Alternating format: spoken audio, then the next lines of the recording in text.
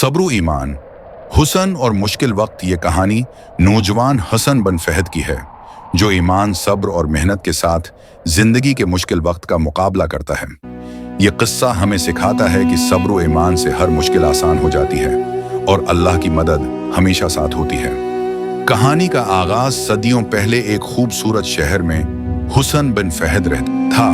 वो मेहनती, ईमानदार और नेक दिल नौजवान था, जो हमेशा अल्लाह की रिजा के लिए काम करता और दूसरों की मदद करता।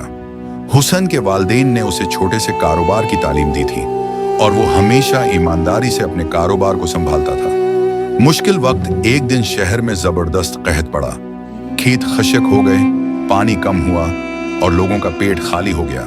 मैं भूख का आलम पैदा हुआ।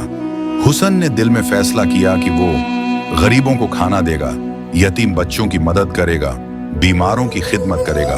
लेकिन वसाइल बहुत कम थे और लोग उस पर शक करने लगे कि वो सबको मदद कैसे देगा। ईमान और सब्र की आजमाइश। हुसन ने सब्र का दामन नहीं छोड़ा। उसने हर दिन दुआ की और मेहनत जारी रखी। कुछ लोगों ने उसे ताना दिया, मगर हुसन ने कहा, अल्लाह पर भरोसा है, नेकी का सला जरूर मिलेगा।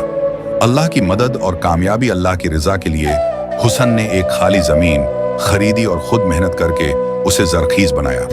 कुछ दिनों बाद बारिश हुई और जमीन ने अच्छी फसल दी।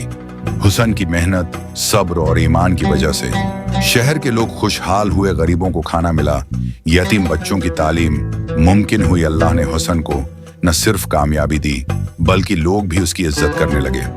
सबक ये कहानी हमें सिखाती है कि सब्र और ईमान हर मुश्किल वक्त में मददगार हैं। अल्लाह पर भरोसा और मेहनत से कामयाबी हासिल होती है।